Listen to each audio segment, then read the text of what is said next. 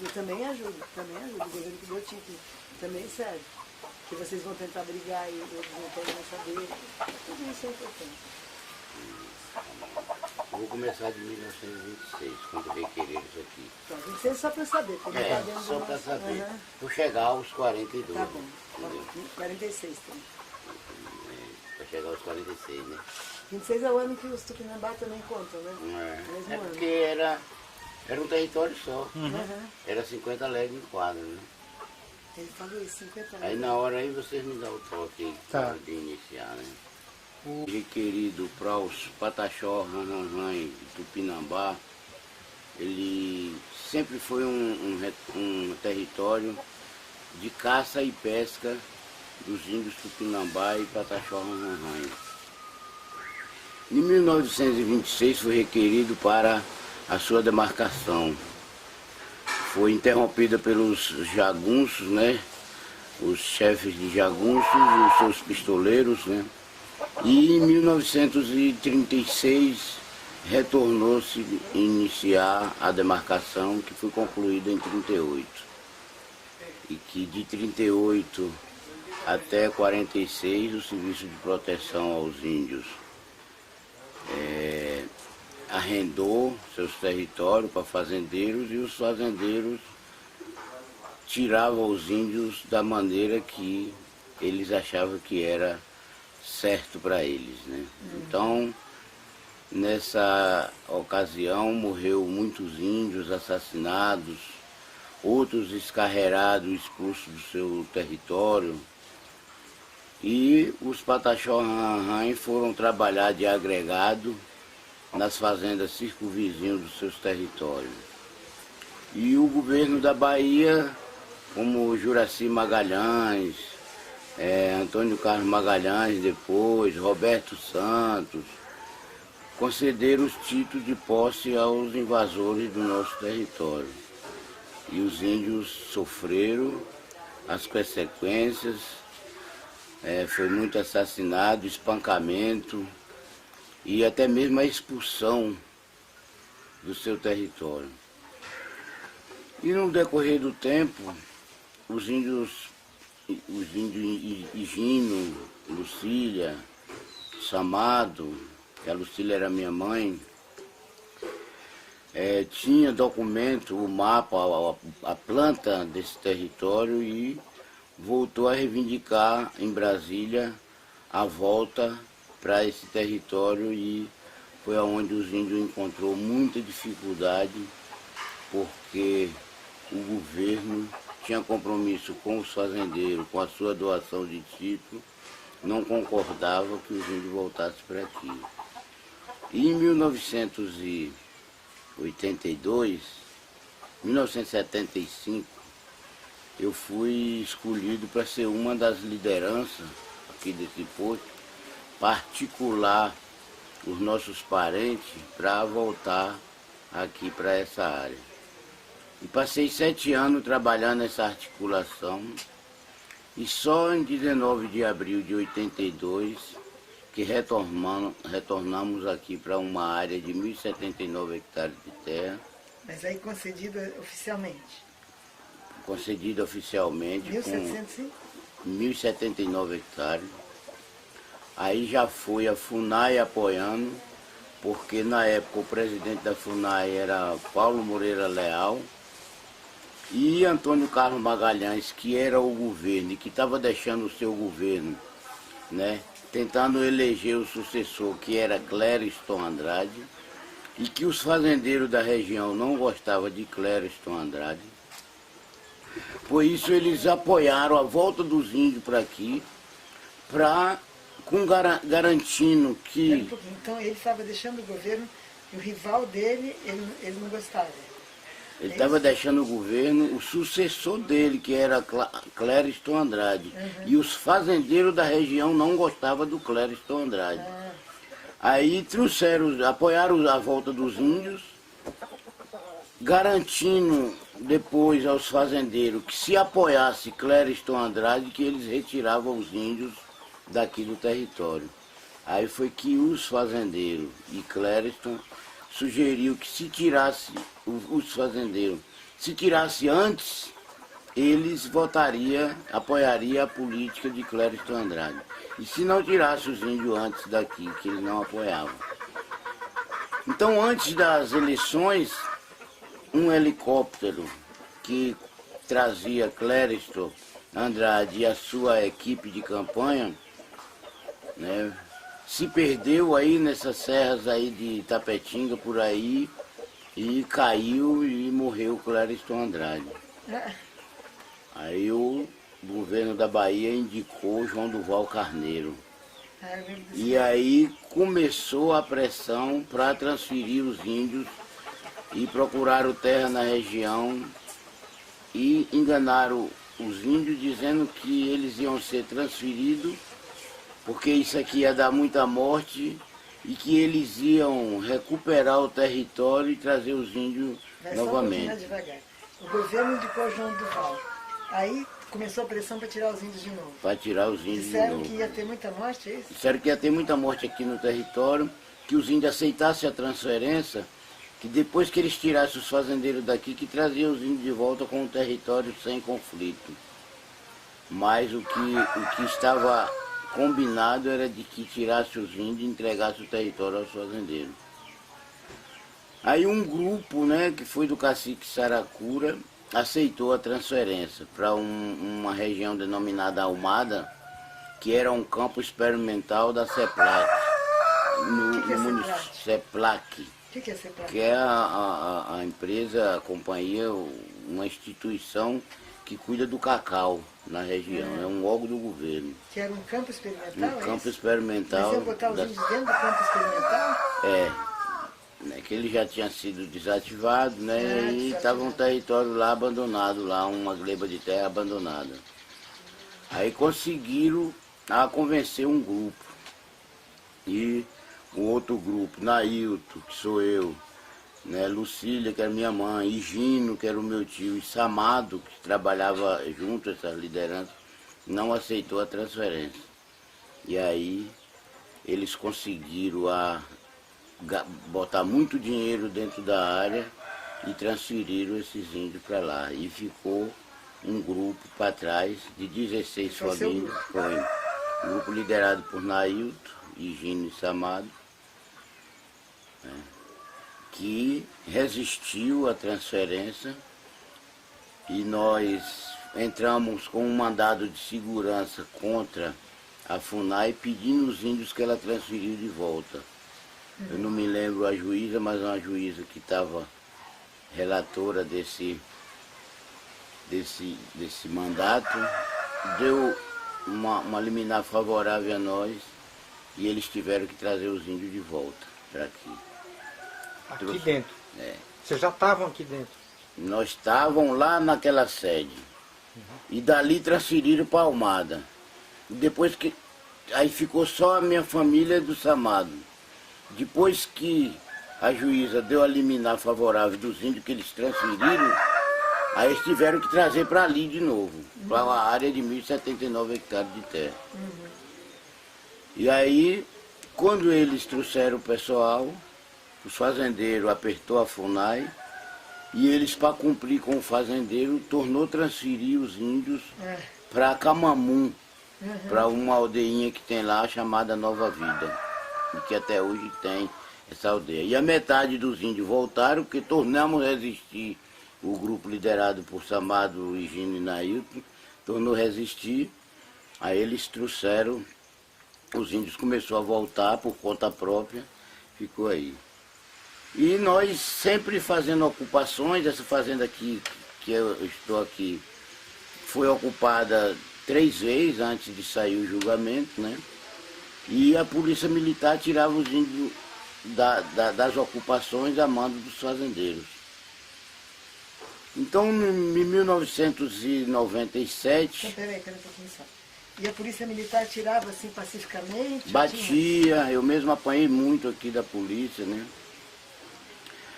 Apanhei a mando dos fazendeiros, a polícia militar. Teve morte nesse período? Teve muita morte aqui. Mas morreu João Cravinho, morreu Candoura. Mas morto pela polícia, não? Morto por pistoleiro de fazendeiro, né? Morreu o Djalma. Djalma eles torturaram, castraram, arrancaram as unhas. Peraí. E a polícia não fazia nada? A polícia nunca fez nada. Mataram né? quem então? Mataram o índio Djalma, ali atrás desse morro aí tem uma roça. Esse teve tortura? Torturaram, tiraram o couro cabeludo da cabeça, castraram ele, arrancaram as unhas e depois sapecaram ele e jogaram lá. Sapecaram que de fogo? Sapecaram de fogo, pra gente encontrar ele já em decomposição, para não dizer que ele foi morto naquele dia. E aí a gente... E isso foram os jagunços? Isso foram os jagunços. Já nos anos 90, isso. Ah, isso é anos 90 já? Não, isso foi bem antes. 84. Isso foi no 84, 86 para 87, por aí. Tá. E a polícia não fez nada? Ou... a polícia não fez nada, a Polícia Federal não achou o corpo e não prendeu o culpado, que foi lá dentro da fazenda, onde ainda estava o invasor Pedro Leite, né, os filhos do Pedro Leite. E eles não resolveram nada. E até hoje essas pessoas impunes, não pagaram nada pelo que fez. Eles que mandaram os jagunços fazer? Eles que mandaram os jagunços fazer. E como vocês sabem que foram eles? Sabe porque a gente encontramos lá dentro da fazenda que ele se dizia dono. E tinha uma empregada que trabalhava lá, que deixou o emprego com dó do que eles estavam fazendo com o índio, né? Botava sal para ele comer, né? E começou... Ela deixou e depois contou. Contou. E aí arrancou as unhas dele, né? Depois levou ele pra mata. Com o Djalma. O Djalma tirou o couro cabeludo, castrou, sapecou ele, ela que contou e deixou ele. Corajosa, hein? E não aconteceu nada com ela depois? Ela saiu do emprego e foi embora, né? Sumiu, embora, né? ia ser Não mesmo. apareceu mais. Né? Então os índios sofreram esses tipos de torturas para desistir da sua luta E esse foi o de Djalma. reconquista. Eu Esse vou foi te o Djalma. interromper, desculpa, só para não perder o... Sabe de alguma outra história como essa? Não, o resto foi a luta mesmo. Não, nós tivemos aqui o Candora, né, que quase foi degolado, que a gente não sabe até hoje quem foi. Mas foi morto, não? Morto, índio também, ali perto da sede ali, né. Tivemos aqui o João Cravinho, que foi assassinado também, a golpe de facão, né. Muitos golpes de facão e até hoje, né, ninguém tomou as providências de Quer dizer que apurar. daquele grupo primeiro, só você... Ah, não, o Higino também não morreu. Higino morreu, Mas foi morto do coração, né. Ah, tá, não foi assassinado. Samado morreu, Também não foi também assassinado. não foi. Então daquele grupo foi o João Cravinho, Candora e o Djalma. Djalma. Foram assassinados. Foram assassinados. E a nossa comunidade, né, quase que eles conseguiram a convencer a sair do território, porque se sair não voltavam nunca mais para esse território, né? E a gente foi trabalhar nas ocupações, né? Então quando foi em 97, em 94 foi feita a ocupação na Fazenda São Sebastião, Fazenda Bom Jesus e Fazenda Paraíso. E o fazendeiro entrou com o pedido de reentregação de posse, ganhou a reentregação de posse e tiraram os índios, né, à força. A polícia militar tirou os índios à força. Que é quem morava antes de tudo nesses lugares. Aí, em 97, foi um grupo de liderança em Brasília reivindicar a volta para a Fazenda São Sebastião, Fazenda Paraíso e Fazenda Bom Jesus. E lá foi quando incendiaram o Galdino, em 97. Sim.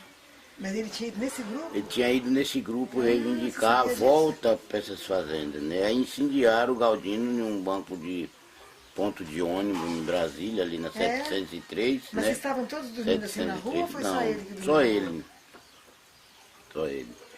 Aí aconteceu que a comunidade se revoltou com aquela situação em saber que os culpados, né, ficaram praticamente impunes, né? Já estavam respondendo em liberdade. A comunidade sentou, né? Criou a assembleia interna e foi se organizar para reconquistar o seu território de uma maneira considerada como conquista da terra, né? Mas aí já está fora do nosso... Sim. Do nosso... Quer dizer, vamos saber como é que ele foi, eu vou por isso, como é que ele foi. Porque eu tenho que chegar lá, né? E aí começou o governo a perseguir, que teve várias reentregações de posse cumpridas pela Polícia Federal, né? Que os índios sofriam uma pressão muito grande, que era 3 helicópteros por cima daquela área onde os índios estavam ocupados, né? Sobrevoando baixo, com muita zoada. E a polícia... dos fazendeiros? Não, da Polícia Federal. Mas e a polícia não era que estava fazendo a reintegração de posse? Era. Mas quem que estava nessa? Os índios estavam na posse. Não, entendi. E a polícia tirando os índios para entregar a posse ao fazendeiro. Ah, tinha uma reintegração? É. Ah. Tinha uma reintegração judicial, né? E a Polícia Federal estava cumprindo. Ela estava cumprindo, mas ao mesmo... Cumprindo e entregando, tirando os índios e botando o fazendeiro de desculpa, volta. que você falou reintegração de posse, pensei que fosse para os índios. Nada. Ah. Não, os índios ocupavam. Entendi. E o fazendeiro entrava com um pedido de reintegração de posse e o juiz concedia essa liminar favorável e aí agora determinava a Polícia Federal vir tirar os índios. E os índios sofriam essa pressão, esse massacre pela Polícia Federal, né? Onde era espancado, sofria muito, né?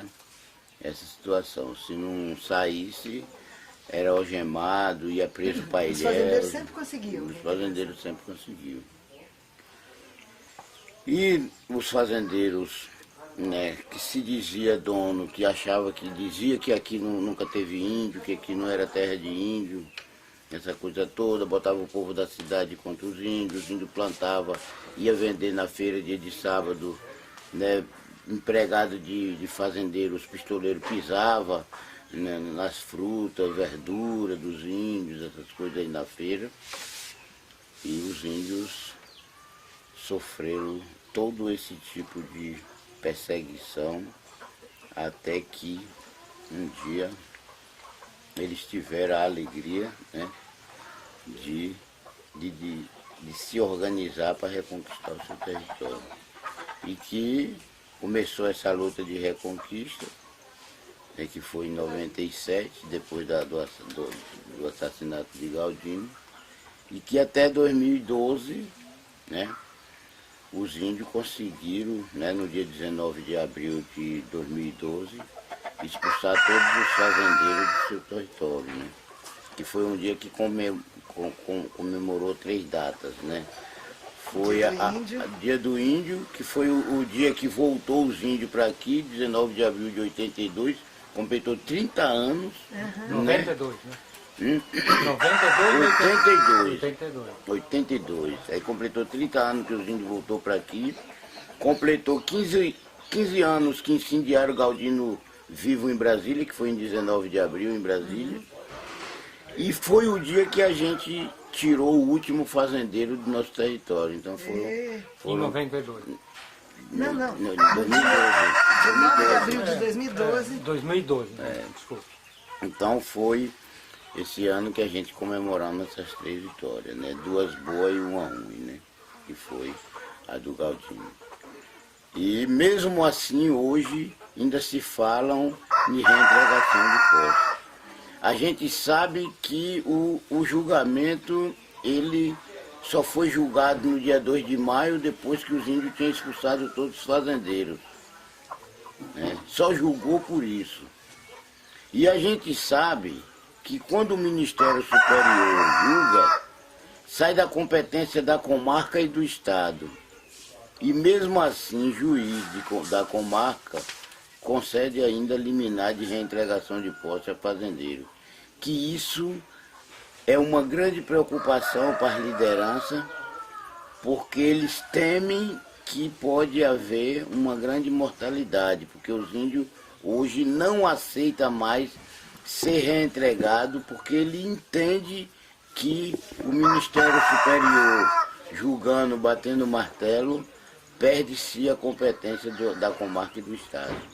E por isso nós não aceitamos mais ser reentregado do nosso território para, né, fazendeiro, né, chegar a conviver junto com essa comunidade. Então isso a gente vem sofrendo, mas já foi feito aqui a demarcação física, já foi feito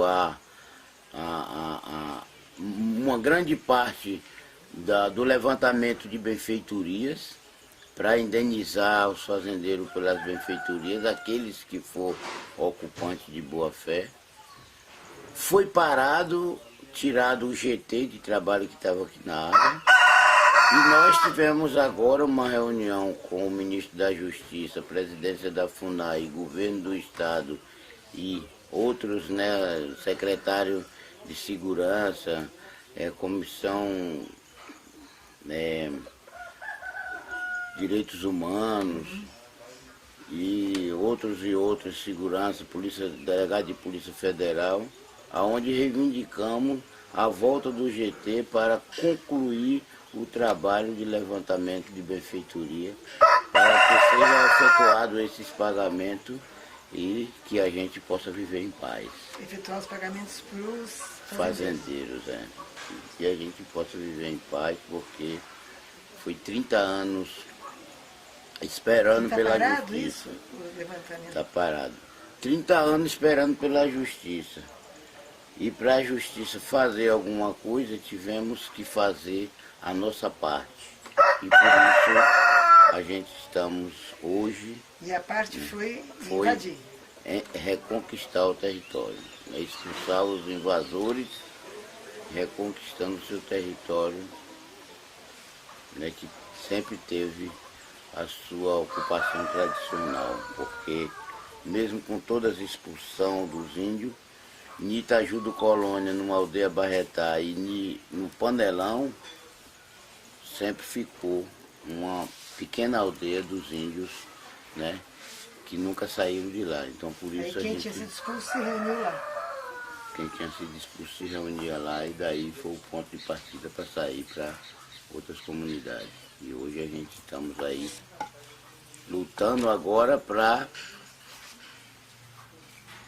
entender que o governo tem que investir na área para a gente recuperar o nosso território. Temos que recuperar os nascentes, né, que foi morto porque tiraram as matas, né, desmataram as cabeceiras, né. Estamos com esse pensamento de recuperação desses garapés que foram mortos, né, preservar alguma parte de floresta que ainda tem para a gente trabalhar a busca do medicamento tradicional, da erva, a semente, o cipó, a casca das madeiras e daí por diante. E também trabalhar o reflorestamento.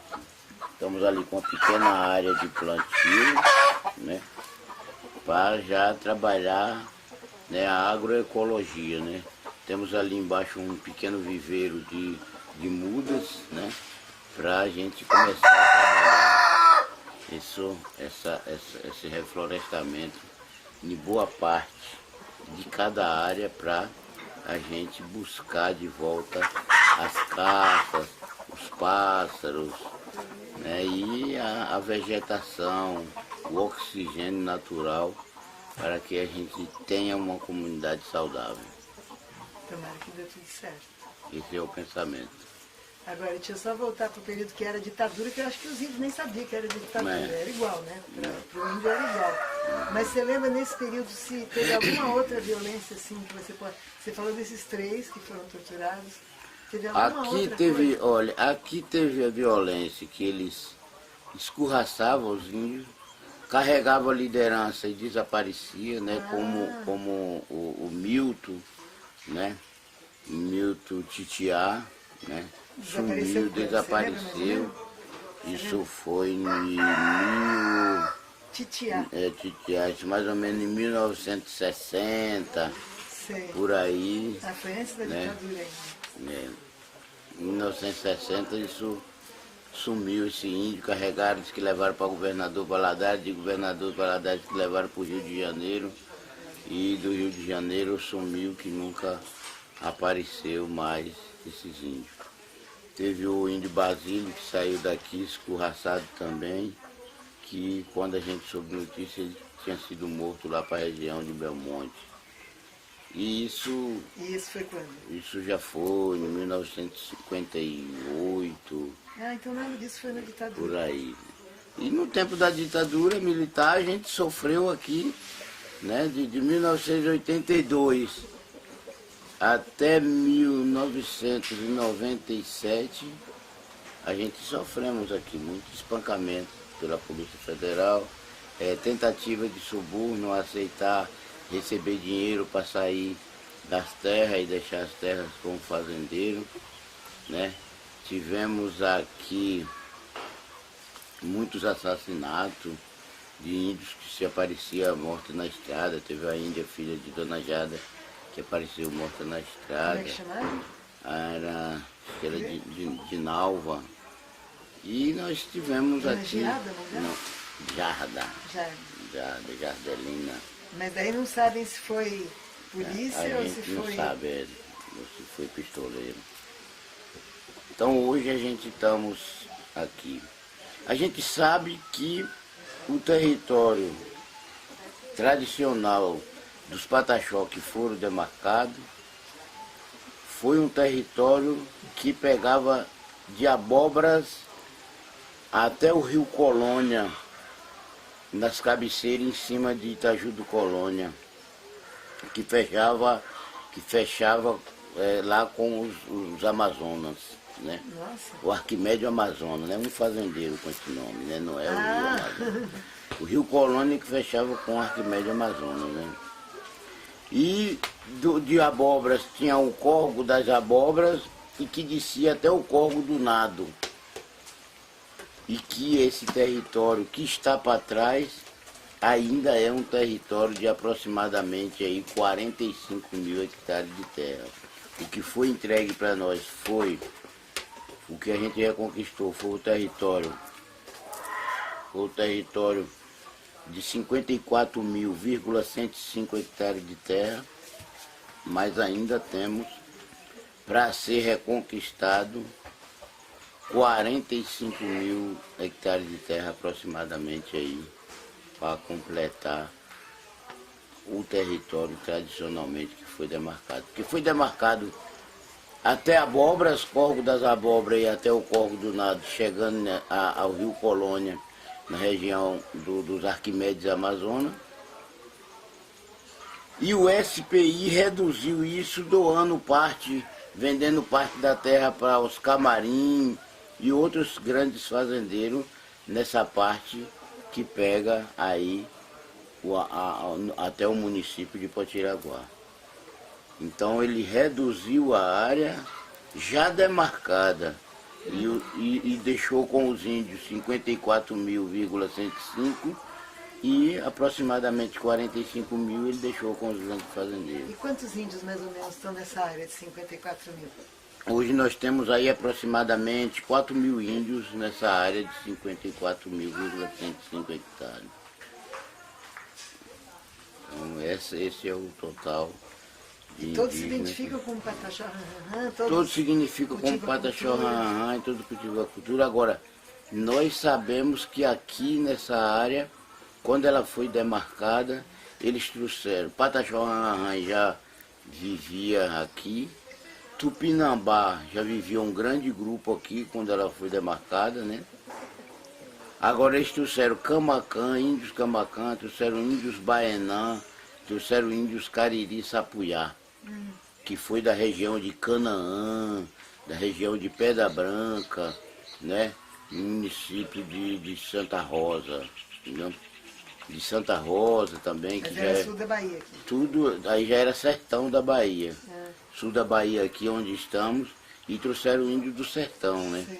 Trouxeram índio do sertão para aqui. E aonde... eles se entendiam com vocês ou eram acabou sendo obrigado a conviver junto, mas isso trazia uma certa desarmonia, porque cada um tinha o seu costume, sua língua, sua crença e a sua tradição. Claro. E aí, às vezes, não se combinava a partir do momento de comemorações, de rituais, né? Que época foi essa que trouxeram desses três? Isso aí foi de 26 até 38. Isso é mais antigo, tá? Tá que trouxeram esse pessoal. Tá. De 26 até 38. Então, essa é parte dessa história aqui. História pra trás. Tá bom. O que você vai perguntar, Vanessa? Quem era escorraçado ia para onde? Ia para as periferias, né, da cidade, morar na cidade circunvizinho aí, os povoados, né, se empregar em outras fazendas no estado. Outros foram para São Paulo, outros foram para Minas Gerais, outros foram para Vitória do Espírito Santo. E ganhavam o mundo, né? Para onde a cabeça desce, né, ele tinha que seguir. Certeza que muitos índios trabalhou de agregado dentro desse próprio território invadido pelos fazendeiros. Ah, eu trabalhava para o próprio fazendeiro. E a tua família ficou onde? A minha família foi para Palmira, um povoado que tem aí do lado do território, né? Para Palmira. Então a extrema do território passa lá, nesse município de Palmira, que é aí quem vai para Jussari, logo aqui quem desce para Itabuna, né? Aqui por dentro por Itaju do Colônia, aí sai de Palmira. Ali foi onde eu fui criado. Onde fui criado foi ali, né? Em Palmira, né? Onde a gente viveu 28 anos antes de vir para aqui. Nossa, 28 anos. Então, aconteceu com todos assim, desse jeito. E qual que foi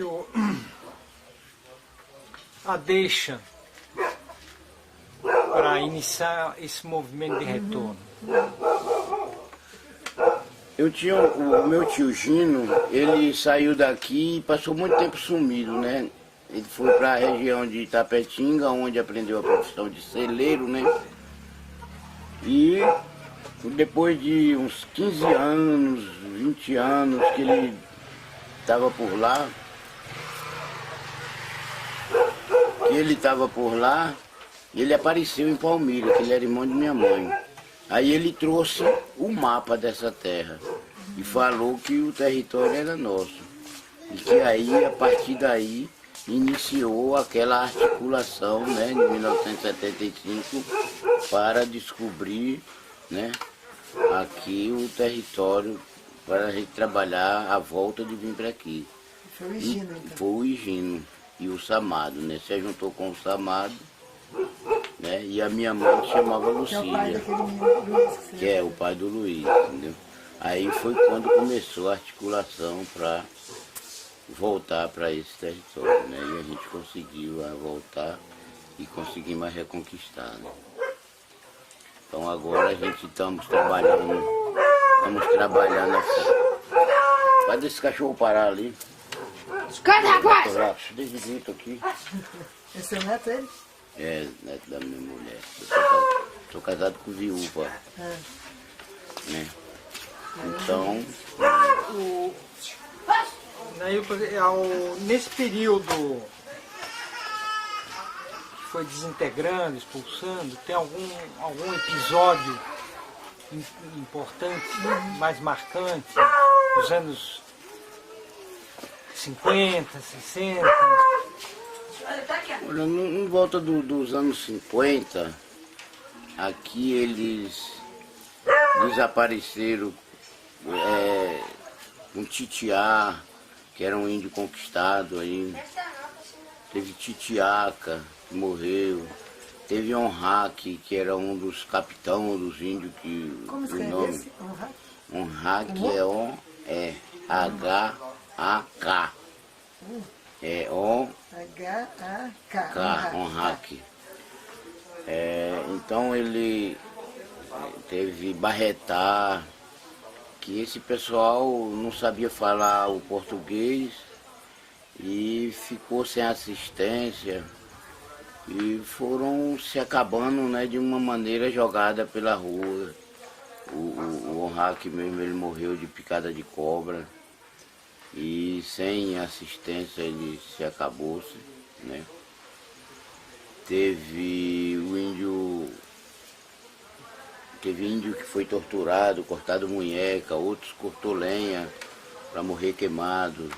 Isso precisa contar direito para nós. Isso nessa região daqui, a Serra da Bananeira, essa história eu aprendi com o Samado, né, que ele passava para mim. E na época que foi trabalhar a Reconquista eu era bem mais novo, né, 30 anos Não atrás. cortaram as mãos? Um índio não quis cortar a lenha, eles cortaram a munheca do índio e depois o índio foi assassinado, né? Esse você não sabe não. Esse eu não sei o nome, né? O Samado contava, falava o índio que foi, mas não falava. Isso eram fazendeiros, ou era polícia? Fazendeiro que fazia. Teve aqui Pedro Leite, que foi um dos maiores jagunços aqui na região, né? Chefe de jagunço. Teve aqui o Major Liberato, que foi um dos grandes, né, chefes de jagunço aqui. Né? Ele era do exército? Por Eu que não- chamavam de major? porque ele era da polícia, né? O Pedro Leite foi expulso da polícia por estupro em Buerarema, né? Quando iniciou Buerarema, que chamava de Macuco, né? O antigo nome de Buerarema ali era Macuco, depois passou para Guararema, depois registraram como Buerarema, né? Então ele foi Que esse expulso Guararema era um nome tupinambá, né? por isso que Significa São Paulo tem pau-d'alho, né? Aham. Entendeu? Então ele foi expulso da polícia por estupro Foi expulso e por depois estupro, foi... aí veio ser virou chefe invasor de aqui. jagunços. Aqui. Então, teve essa história. E depois continuou outros chefes de jagunço, como o Duval Santana, que ainda é vivo, tá velhinho, mas é vivo aí em Pau-Brasil. Teve o Pedro Alves, que envenenou uma lagoa de Belém do Pará, naquela época que morreram muito índios. Ele era fazendeiro aqui também, né? Que é esse... O Duval Santana também era fazendeiro ou era... Fazendeiro. Não era polícia? Não. Tem Luiz Alves, na região de Jacareci, Esse Pedro Alves fazendeiro envenenou uma lagoa no Pará? no Pará. Ele cortou terra lá e envenenou a lagoa, que morreu muitos índios, né? Eles bebiam água daquela lagoa, índio e animais, né? Claro. E o outro chama Luiz Alves? Luiz Alves, que mora em Jacareci, que é irmão desse Pedro Alves, né? Também é civil, não é polícia nem nada. É civil, é. Então esse pessoal era grande, teve os Amazonas, teve Armando Pinto em Itaju do Colônia. Todo esse pessoal era chefe de pistolagem, né? Que Os Amazonas eram né? uma família com esse sobrenome? Era, mas os Arquimédio Amazonas, esse pessoal. Então a gente sofreu, é pena que hoje a gente... E eles todos, nenhum foi preso? Nunca foram presos, nunca foram presos. Então, essa é, entendeu, a nossa preocupação, né? Porque índios já foram presos, né? Eu já fui preso, né? Sem saber por que estava sendo preso, só porque estava liderando e não aceitei a transferência para Almada, eu fui preso, né? Então, hoje a situação fica toda impune, né? E os índios é quem eles acham que são culpados de criar problema em cada região. Né? Que vocês ouviram o cacique Babau e ficaram, né?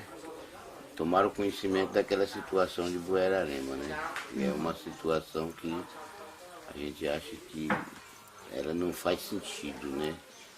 Tá ali existindo daquele jeito ali, porque grande parte não tem fazenda dentro da área, grande parte são pessoas que é patrocinado por fazendeiro para estar ali naquele manifesto, né?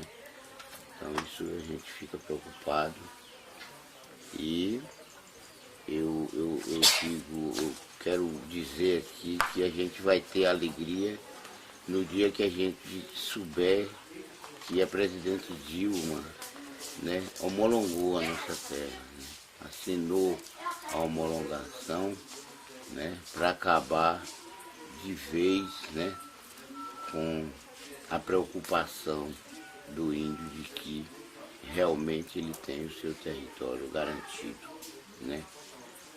Historicamente, tradicionalmente e oficialmente.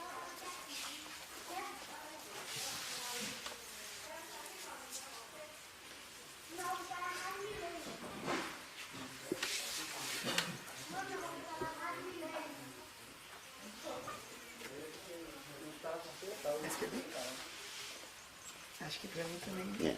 Pra mim também. Por isso que eu esqueci pra você, eu já tá cansado, né? Que dia, que noite. De contar isso, né? Também. Mas a gente está aí, né? Não falta ocasião, eu tenho certeza que a gente vai se ver mais vezes, né? Que bom, né? Muito obrigada. E com um encontro bem mais rico, né? Porque eu esperava que tivesse Mas muita gente, né? uma tragédia no meio. Mas aconteceu, né? E talvez, né, vocês também, mandados por Deus, né, para presenciar aquela coisa muito triste, né? Mas isso são as coisas, né, da vida, né? Começou a ter problemas antes, né? Van, não deu certo van para entrar na área, para sair, tem que esperar aquela coisa. Tá bem.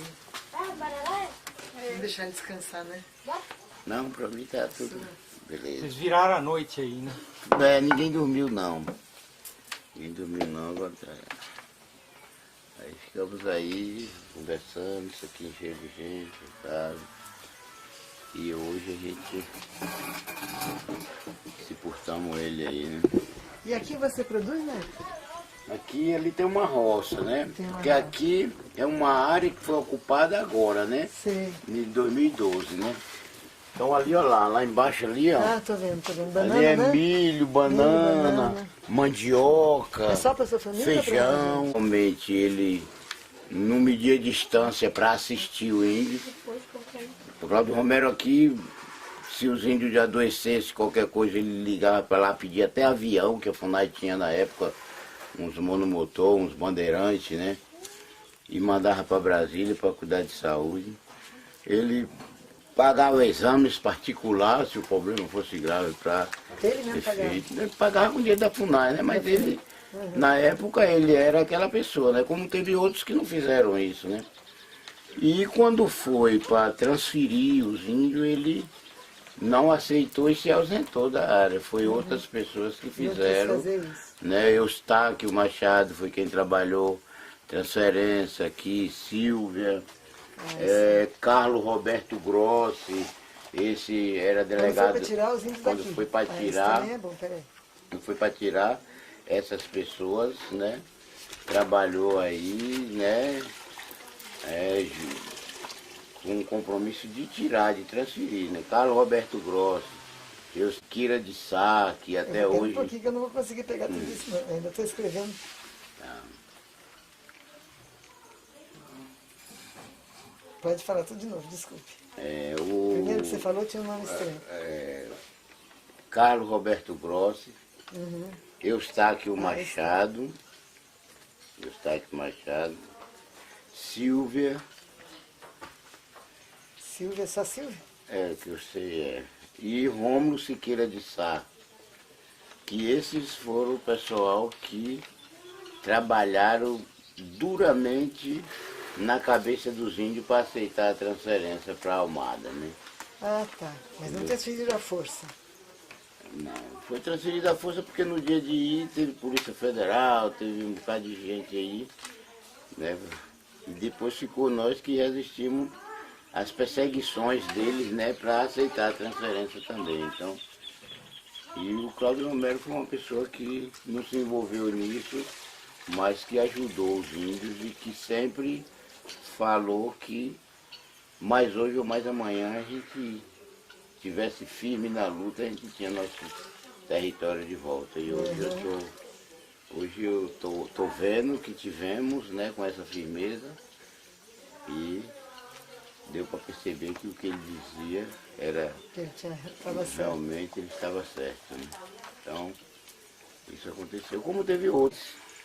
São funcionários que têm os seus chefes lá para cima, né? E quando percebiam que alguém estava ajudando o índio, eles tiravam aquela pessoa, né? E botavam para outro lugar e botavam uma pessoa que fazia a política deles, né?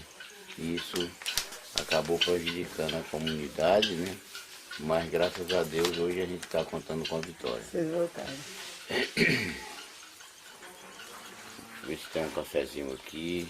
Eu acho que eu não quero café Não, agora não. então Obrigada. tá Você bem. quer café, Vanessa?